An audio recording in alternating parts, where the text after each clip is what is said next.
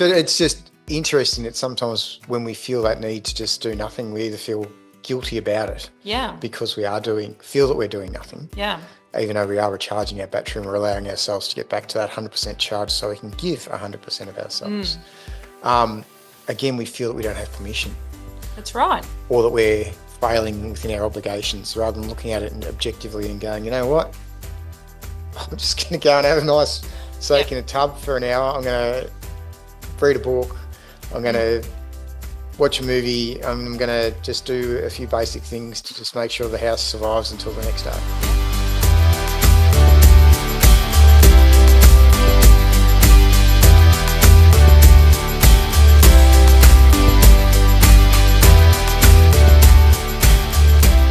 Hello, Quanta folks, and welcome to another episode of Bark the Shoulds. I am Jodi from QuantiMama. And I'm McGill from QuantiPapa. Welcome, everyone.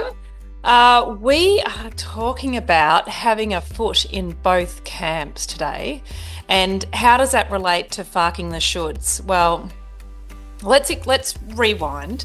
What does it mean to have a foot in both camps? And I think what I'm really interested in talking about is what it's like for the modern man who has an understanding or a knowing or an inner knowing about all the juicy stuff that we talk about, and then operates in a world that is almost impervious to that awareness, because that inner knowing sits inside all of us. So I want to talk about that, and I'm really interested from the perspective of what it's like for say women who, you know, might work part-time or might be full-time mums and, you know, be these mumpreneurs who are these heart-leds that are doing all the groovy stuff and really looking to, I guess, create a ripple effect of a higher vibration in our community. You know, we invest in our kids a bit more, not necessarily through, you know, more activities or more material goods, but this energetic connection, you know, this real intentional connection. And then we get to luxuriate in that like high vibe, woo-woo, groovy space all the time. But the men that enable us to do that from a point of view of earning income and going and doing all the stuff that needs to be done, I'm really interested in what that's like and how you make that work and how you find your voice in those more dense situations. And what do you make of that, McGill? It actually probably goes a bit deeper than that as well. Yes, because it comes right back down to the core of a relationship, because development is going to be at different rates or different pathways and that sort of stuff. So there's quite a bit in there, and there's not necessarily the opportunity sometimes for another partner, possibly one that's working full time. And if they're in that dense world, there's not necessarily always the opportunity for them to be able to shed that and just immediately move into growth. And I guess we've probably seen it and know people that have had that struggle where, you know, one is on a trajectory doing some ladder learning, they're just flying straight up there and they're like, well, why aren't you coming with me? And that can like either gently shake or really disrupt a relationship where there's this fear that you buy into of, I'm going to leave you behind. You know, not this thing where, and maybe for some relationships that's true, because there's probably a natural evolution that happens for women. I'm thinking about their 40s, if they've started the now traditional time frame of having their babies in their 30s, say. And they get to that point where their kids have got a level of independence where you feel like they probably won't burn the house down. They can feed themselves if times get really tough. And so there's a spaciousness that gets created for women where they go, okay, it's my turn. It's my time. I've been of service. I've done all the things I'm meant to do. But that is absolutely underpinned by the service that is these men in these relationships who provide that. And that almost has steps into the dangerous ground of it potentially being taken for granted. Yeah. And, you know, especially in that sort of middle class category, you've got everything you need, you've got, a good bit of wealth around you and that sort of stuff. It's very easy to lose sight of that fact that team back at the very start is what's led to this position. Um, and, I think it's one of those things where sometimes guys get a bit of a bad rap because they can't just necessarily jump from point A to point Z quite as quickly. And, when you are going to work and you're holding your space for yourself, as much as everyone goes, you need to hold space for others, you need to hold space for yourself first. Yeah.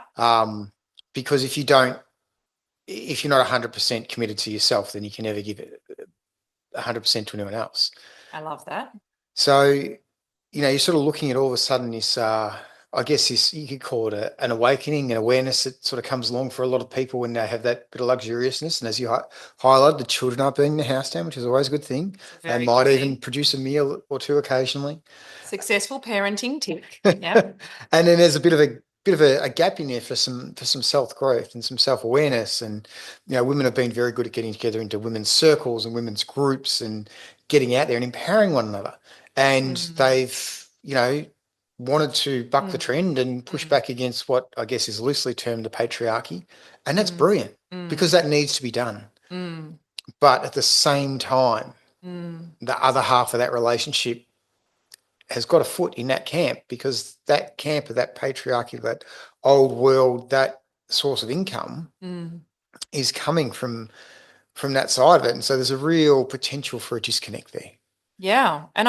And interested to know whether in these modern times, if there is such a thing as a patriarchy. I know that there are different cultures that's like, well, there'll be a more predominant kind of force field, say. So in these kind of ideas where what the man says go, he's the head of the family. But I feel like for many cultures, and certainly in our privileged Western space, what the man says might go in terms of his ego, but the old, my big fat Greek wedding joke is that the woman is the neck and she turns the head of the man in the direction she chooses, right? And so this idea that in fact it's not really a patriarchy, it might just be a traditional way that we've approached things. But I have a sneaking sense that men underneath the surface are actually like don't know if they're Arthur or Martha, in the sense that they aren't quite sure anymore. Like, am I the head of the family? Am I not the head of the family? Where is my voice in this? How does the counterbalance go? Does it balance out with what I'm being reflected in society? What is healthy masculinity? What is toxic masculinity? Like, it's an effing misstep, like just waiting to happen, isn't it? And what's that like? Well, does it suck? It does to some degree. I mean, lucky enough that we've always had beautiful open communication in our relationship. And anyone that knows this, I've always said to them that when I was looking for a wife, and I was looking for my equal. And that didn't necessarily mean equal in absolutely everything I do, but my equal, I guess, in more of a probably back then in a more rudimentary sense, it was about someone who could hold their own, someone who was capable of having good conversation, someone that had their own interests, their own life, and they just wanted to share all of that with me. And I wanted to bring everything I had and have this beautiful, equal, harmonious relationship that then went forward.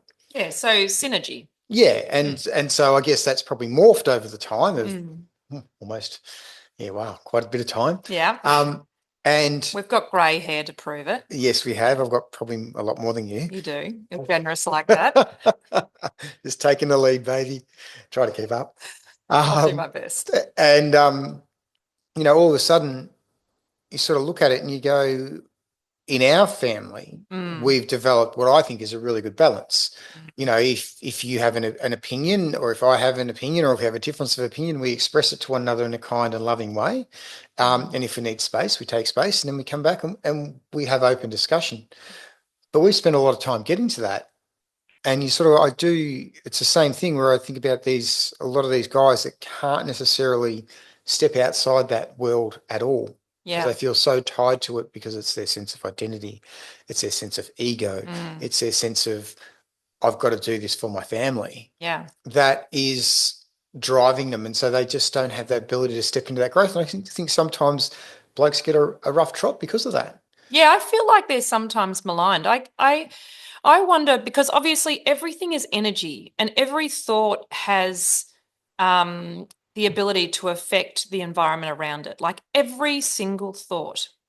So, with that in mind, like what is it how do we progress as a society to keep leveling up the the higher frequency, which is where that higher consciousness is, if there's a bunch of us women who are naturally tired and are starting to complain about our spouses, but in a really sort of single-minded and lacking in generous sort of notion. Hmm. There's not this kind of affording of what it's like for you men. And I really feel, of course, this is where the caveat kicks in. Okay, some people are single parents, blah, blah, blah, blah. Okay, let's just agree that there are lots of people in different circumstances. I'm not going to talk to all of those. I'm talking about what is considered a traditional relationship. And that can be same sex, but generally there will be a person that expresses a divine masculine and a person that expresses a divine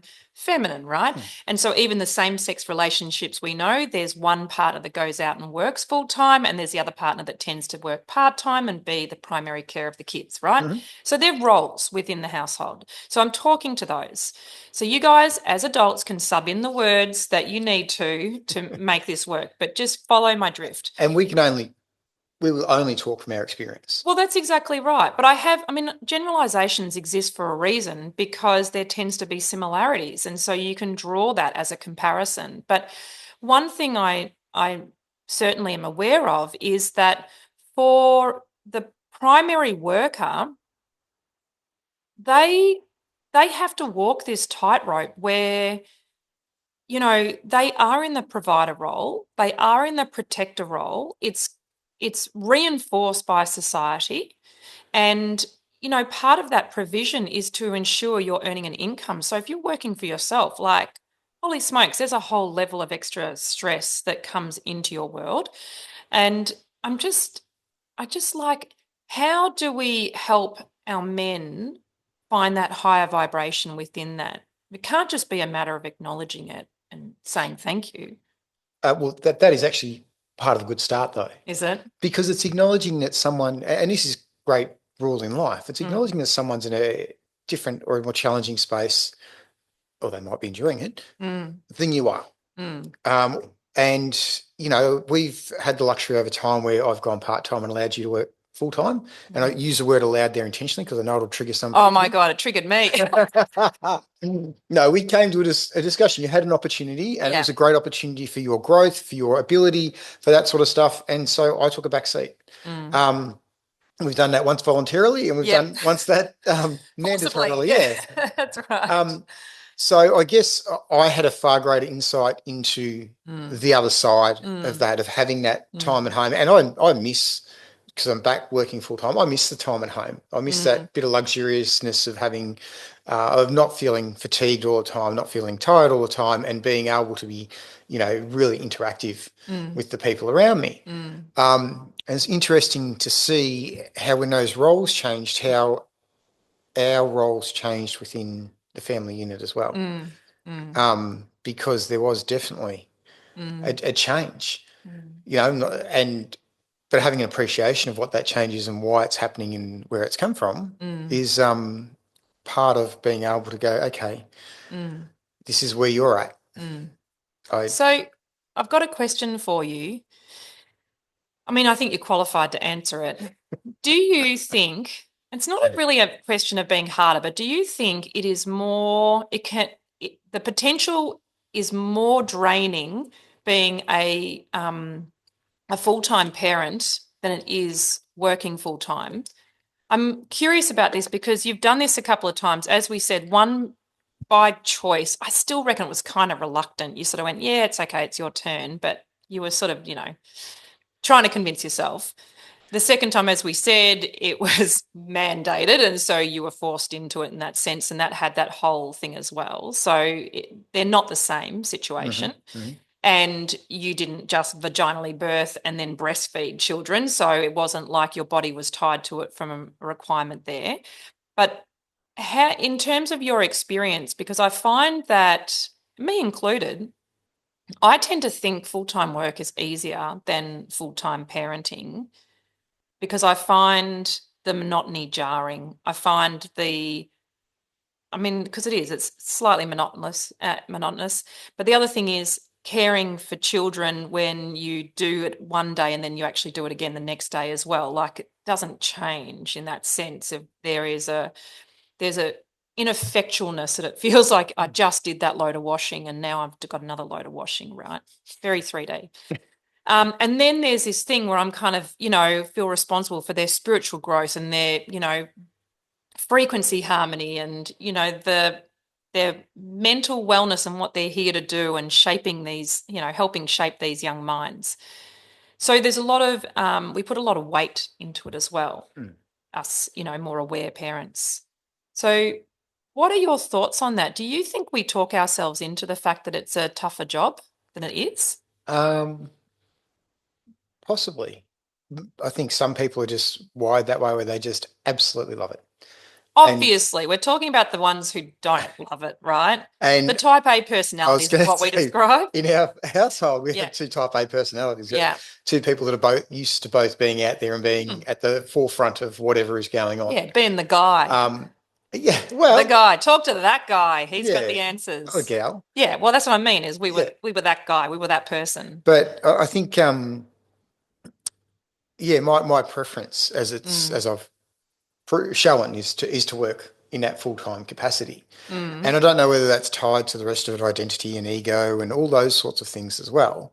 Um, You do sate it, obviously, when you address that, but maybe that's your natural proclivity is to Possibly. be the provider and protector. Yeah, and maybe that's the role that I where I see the most in alignment with who I am. Mm, It's an interesting thing though, because as you're sort of saying, when you're looking at the both camps and you're just going over then some of the different things and looking at it from that stay-at-home parent side of things, where you are doing everything day in, day out, and it's monotonous and it's boring, and you know there's more to life. There's more value of who you are. mm, Then you start getting that little bit of space, and then mm, you decide it could be a part-time job you throw in there, it could be spiritual growth and development that you throw in there, it could be um, homesteading, it could be any of those sorts of things that mm, suddenly appeal to you, and you start a different layer of growth, and that growth, as the time starts to luxuriate, as you move out of those really formative years for children,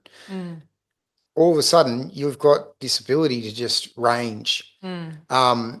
And sometimes and I mean, that's an amazing thing because any growth is a good thing. But then the disparity comes, and I wonder if this is why we have so much divorce around that 40s into the Mm, sort of 50s sort of mm, age group as kids are hitting that early early teen sort of mm, area where they're mm, suddenly dependent is there's the growth's happened, but it hasn't been shared. mm, And having a foot in both camps, I guess, given my now experience of being back full time again, I'm a far more aware being than what I was. So I'm constantly looking and going, okay, what else can I do? But there's still times where I'll come home and I just don't have anything left. I yeah. might have, done my role and sat there and held space not only for myself, but for a number of other people that are going through different things or been challenged through a period of time, Mm, and then come home and there's nothing left there for growth. mm, Or it feels there's nothing left. There's always room. mm. Well, But that is something we tell ourselves. yeah, I got no time. I got no energy. I'm out of this. I'm out of that. mm, And I'm like, man, if a, bus landed on your kid, you'd be able to lift it off there. No props. Like that, it's this idea that energy is limited. It's not, it's limitless. So that is something that we tell ourselves, no doubt. But it also feeds into, and I keep coming back to this, and at some point there will be a podcast on this, the pervasiveness of our permission-based society, because it's like we're conditioned to need permission. And we don't need permission, but we do that as a way of I've done, you might say, oh, I've driven this many kilometers today, or work was this intense because of XYZ, and suddenly you need validation to sit down and rest rather than saying, right in this moment, I need to recharge. right? My battery has just run down. And so we still talk in this permission-based space. And I wonder, like for you, and you may be able to talk to this, you may not, because you've been, I think, fairly consistently creative as well when you've been working. Probably not to the extent that I have, but that's okay. Like I had more spaciousness. Is there an envy that you think exists when you work full time and you see your spouse starting to get some spaciousness? Like I'm sure at some level you celebrate it, but some level you go, nice bloody life you've got there.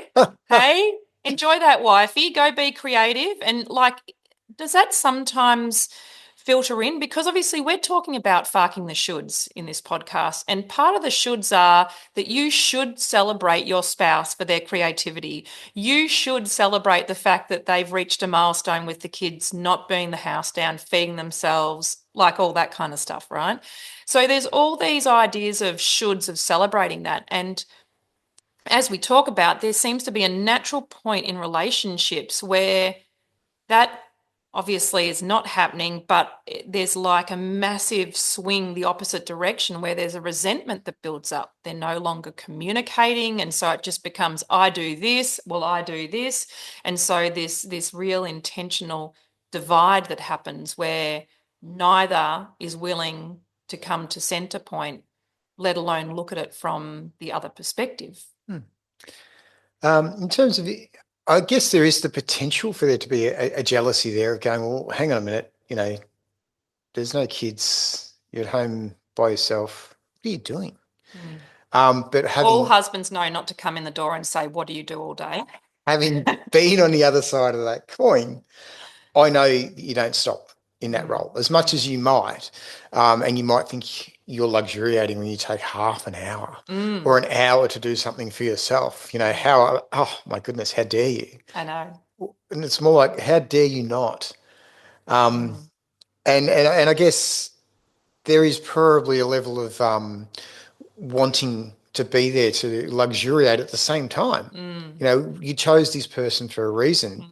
If they've got an hour where they're going to do meditation or they're going to put a 5-minute song on or they're just going to just take 10 minutes to themselves, you sort of want to be there and you want to be part of that. Yeah. Not necessarily the rest of the years of work that went into it or the 3.5 hours worth of organising to get something up and going to get children entertained for 10 minutes. So yeah, the other thing you sort of came back to is I want to change just the language that you used before. You can try, but what suddenly came to me with this asking for permission or asking for validation, it all comes back to that now I've lost my words. Okay, they'll come back. That sense of God. He's looking at me hopelessly going, please save me. Oh, belonging and significance. See, look at that. You had it in there. I believe in you. Maybe I just need to hear that. But it's coming back to that belonging and significance. So whatever role you're playing within your relationship, that acknowledgement, as you sort of said, that the reason why I think that struck me is going, that's one that you need, is because it gives a sense of significance to what I'm doing. That I'm out there and I'm doing this. I'm not necessarily, don't always love what I'm doing. Yeah. I would rather be sitting at home or never sit down, but I'd rather be at home. Yeah, you say that, but that's not true. But I'd rather be interacting with you on a physical and a cellular level. Fun me, not tired me where I'm swearing at everybody. No, that can have its advantage too sometimes. Spicy Jodi's come out. Yeah, Spicy Jodi's here. Look at how great a dad I am, kids. Right. Then we have the significance come in. Yes, yes, but also that belonging, that acknowledgement is the belonging of your role and where you belong outside of that work relationship. And that in terms of a foot in each camp, there's a lot that you're exposed to when you're at work from external people that are peripheries, colleagues, workmates, sometimes friends, managers, people that make decisions and hand down stuff and you just have to do and you are just a number. Yeah. There's a lot of stuff there that's buffeting you. Yeah. in that work environment that doesn't necessarily buffet you in the home environment. Like what? Oh, expectations of other people as to why, well, why aren't you doing this in your free time? Yeah. And what do you mean you're not doing that? You're Mm. not, that's, you're not living, breathing 100% work. You're living and breathing as little of the work as you can so that you can throw yourself into the other side of that relationship. Yeah. It doesn't change the fact that there's going to be expectations people are going to want to take from your Mm. bucket, Mm. or your role is going to take from your Mm. bucket before you then get to where you wish to be spending your, Mm.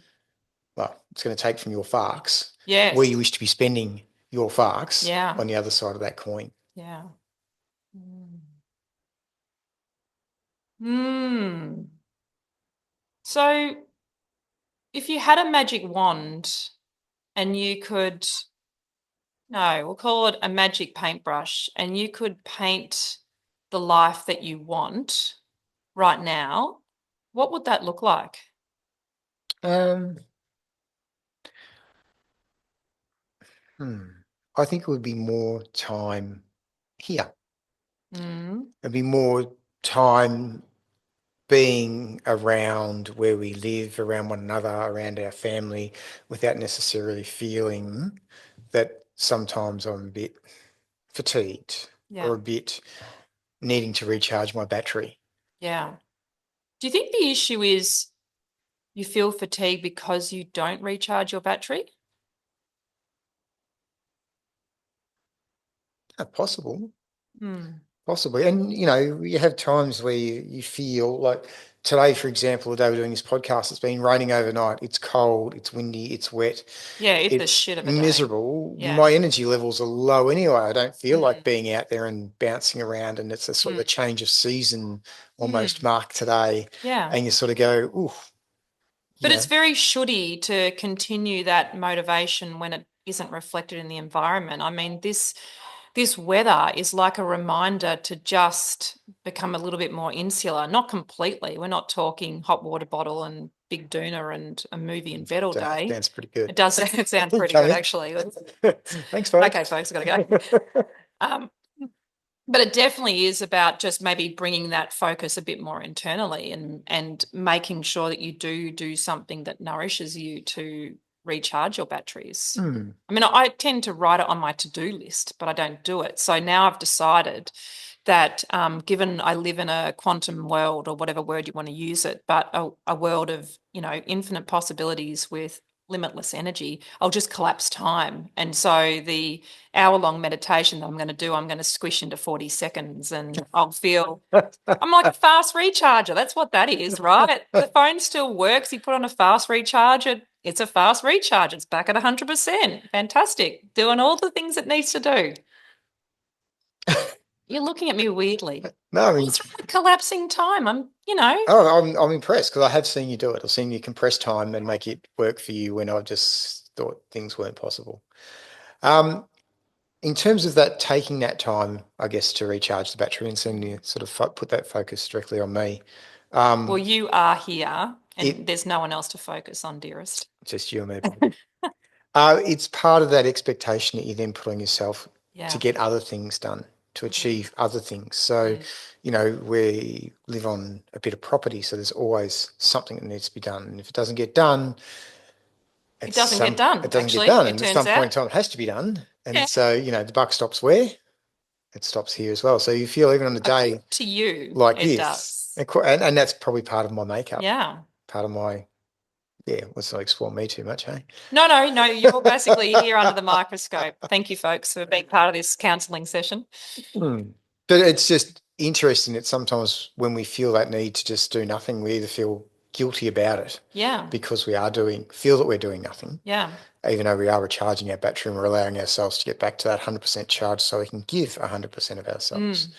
Mm, Um, Again, we feel that we don't have permission that's right. or that we're failing within our obligations rather than looking at it objectively and going, you know what? I'm just going to go and have a nice Yeah. soak in a tub for an hour. I'm going to read a book. I'm going Mm, to watch a movie. I'm going to just do a few basic things to just make sure the house survives until the next day. yeah. One of the most effective things I have done is I have decided to have a day off where I've gone, F it, I'm not doing any of it. And what I find is that once I've done that, essentially wiped the calendar and just granted myself the spaciousness, then I find I recharge fast again and I actually don't need the whole day. And suddenly I'm back up and being productive. Hmm. The other thing I was thinking about when you were talking about it, because one of our dear friends talks to her kids about the fact that she has a battery and one of her kids definitely discharges it faster than the other, right? And so this is her language around this high intensity kid. And I just love it because, in fact, he gets it too, right? He's like she's able to say to him, "You are discharging my battery too fast. So go a little bit further away from me so I can work on recharging, or just it doesn't happen so fast." And that analogy is actually really useful. And I was thinking about, I get that, right? That feeling of recharging, say, if you want to do some stillness or you want to go for a walk out in nature and do your recharge, however you want to plug in and fill up your cup. That is doing something. We know that. Intellectually, we know that, but somewhere in our belief system, we don't buy it, right? We call BS on it. And the thing that happened the other day was that I, for some reason, I don't know what's going on. Apparently, there are slow chargers now and fast chargers for phones, and I was using what appears to be a slow charger. So my phone started at 21%, and I'm like, shizen, I better plug it in, but I'm still doing some stuff. And literally, it was charging, and by the time I'd finished my tasks, it was at 19%. I'm like, it's charging and it's running Going out of battery, backwards. right? And it was charging the whole time. So my point is that it's all very well to have a belief system that I don't, if I stop and do nothing, say, which is obviously not nothing, there's no such thing as no thing. But if I do nothing and recharge my inner battery, then somehow that's doing nothing. But it's not true, because even whilst I was doing activity, whilst my phone was charging, it was still depleting the battery. And I thought that was such an eloquent analogy of the fact that if I had just left it and not asked anything more of my phone, it would have actually charged up far quicker, Mm. because I was putting an impedance on it. I was forcing it to work under duress. It's already trying to charge, and I'm like, no, I still need you to do some more things, right? So that analogy, if we can work on a way to internalize that, even if you need to give yourself permission, but the efficiency of that recharge, where when you don't try and do other things, right? Like, I'm thinking about the mums that sit down and they go, I'm just going to have a cup of tea, but I'm going to read Junior a book at the same time. They are not, recharging activities. The cup of tea might be, but sitting there in silence or doing a puzzle or staring out the window at the leaves moving on the tree, that's a recharge with your cup of tea. Reading to Junior is not a recharge, let's That's just face it, battery right? dropping that extra from Well, 21 down to it's 19. certainly utilizing some kind of energy, right? Because you're engaged. And I know there'll be some people that love that stuff, and good luck to you. But for the majority of us, it's like, no, that falls into, energy use because it's engaging with my child and so forth. So from that perspective, what I want to say, and I'm saying this to myself because I'm a Monty for saying this and not doing it, but it is far more efficient for us to do a fast recharge for ourselves that does not require anything else going on. Like, that in itself is doing something. And it's like the power nap. And you wake up and you go, I feel like $1,000,000 now. Let's get on with the day. I'm ready to go. I'm ready to party all night, or whatever it is that your desire, for that day. That's interesting. I like that. I really like that concept of the fast charge. And the footing back to the footing both camps. If you're working and putting everything you've got into getting through that day, Mm, and you're doing that 5 days a week, and you're getting home, and there's 2 days where you're basically trying to recharge to go back to work Monday, and you're not gifting yourself that time to recharge. mm, Um, you know, maybe a Friday night quick recharge or a Saturday morning quick recharge yeah. to put your battery back at, push it right up to that 100% so that you get the best of yourself when you're home on that weekend or that couple of Mm, days with your family. mm, Um, it's probably It's a Yes. good investment. So what sort of fast charges can we do? I mean, you can do, I know you used to do mini I meditations. love an itty bitty mini meditation. So, for the beautiful folks listening, I have this practice and I teach this as well. I mean, I'll tell you, and basically you're taught. So it's not exactly rocket science, but literally, I have a bunch of different affirmations that go off in my phone at random times during the day. And it might be something like, I have more than enough patience, which is very helpful when you homeschool children because you need a lot. More than enough. You need more. Or you need to change your belief system.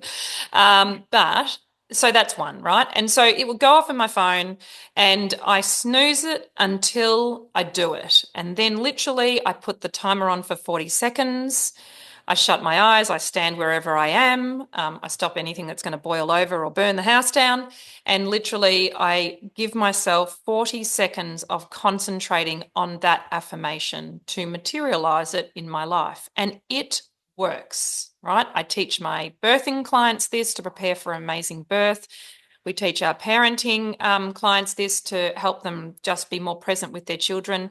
It is all possible to actually change your daily experience based on that. So that's one of my fast recharges. I love that. One thing that I also love, and I know that you're doing this now, is I love a slotted in fast recharge that you otherwise wouldn't afford yourself. And one of the things that I know you've been doing is you get to work half an hour early and you will use that for a meditation or going for a walk. So you're out in nature. Yeah. And so that's almost invisible time because no one notices leaving work an extra 15 minutes. You beat some traffic and suddenly you're half an hour early. It's a genius way to slot in invisible time. Yeah, or given with the traveling and that sort of stuff, and I don't like sitting in traffic. Mm, So getting up half an hour earlier or 15, and leaving 15 minutes earlier and getting there and yeah. having a half hour bit of time has been a good one for me. Yeah. Um, The other thing that you did, and I'm curious because I know you shared this with our Quanta folks before, but I don't know if you're still doing it, but you used to get home and you'd park the car and then you'd walk down and shut the gate, particularly when you arrived home at night. And that was like your shutting the gate was your way of shutting that part of your day. So you walked in fresh. yeah, I still do. I've still do use that one. Yeah. I probably don't have the presence of mind with it when I do it because I Mm. think with any of these things, it's having the changing the mindset or changing the Yeah. thought pattern to align it with what you wish to get out of it, like exactly what you're saying with your mini med. Yeah, and there's a couple other ones I do, like when I get in a car to drive, if I'm driving sort of more, well, Mm-hmm. if I'm driving, generally I'm driving at least an hour. Mm. I won't turn car radio on for the first Oh, yeah. half an hour, Yeah. and but I might put a meditation on in that time, Yeah. and generally don't until I get through the first little major city. I Mm. don't turn any other mainstream or any other radio or music on Mm. until that point. And if I'm coming home and I'm not exhausted, and I've Mm. got the windows down and the Mm. you know music blaring to keep me going for that last minute, Yeah. um, often I'll turn the radio off again on Mm. the same, turn any sound Mm. off or noise off and just Yeah, just reduce the sensory input. yeah, Yeah. yeah. Yeah, I don't have the radio on at all anymore. In fact, the Mm. kids introduce music into the environment, but I am so detoxed from having that corrosive noise and propaganda in my ears. Oh, it's just a beautiful thing to not have that anymore. I'm really grateful for it actually, because I think that we're totally addicted to busyness and entertainment. You know, this is And why that people scroll. need that something needs to be Yeah, going on yeah, at all times. yeah. I wonder why we sometimes struggle to sleep. Yeah, that's right. Yeah, I mean, quite apart from all the exposure to the electronic waves and all the fields that are out there. And though, I mean, they really do disrupt your hormones and your normal circadian rhythms and so forth. But I really do notice the fact that there is an opportunity to break those holds. And they're just addictions. Mm. We're more aware of the illicit drug addictions, say, but all of these things are a pervasiveness. If they stop you from recharging your own batteries, then that in itself Yeah, is why do we need to stay in an adrenal state absolutely when we just when makes you we sick. the simple things of just switching off are going to Yeah. What are your Interesting. closing thoughts, my darling? We sort of moved away from a foot in each camp. I Hmm. think we sort of had a bit more of a look at the respective pressures on one another within a relationship. I think we touched a little bit on why some people feel a disconnect. Mm. And I really think a lot of it comes back to that belonging and significance Belonging and significance is and so not potent. needing permission, Hmm. just doing what's right for you and for your partner. And your Yeah, family. permission's a should. Fuck it. Mm. Be well, beautiful people. Until next time when this luscious man is sitting opposite me, you stay very well and we'll talk very soon. Bye, Bye. folks.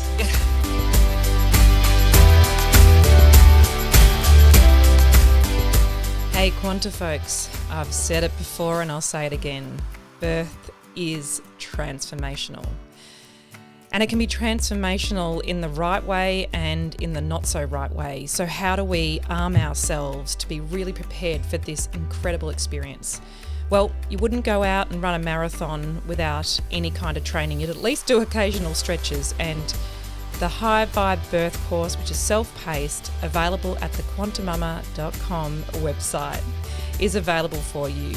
You get to luxuriate in all of the ideas and transformational techniques and the beautiful information that can only have a positive effect on your birth. So get fit for your birth marathon and head to QuantiMama for the High Vibe Birth course.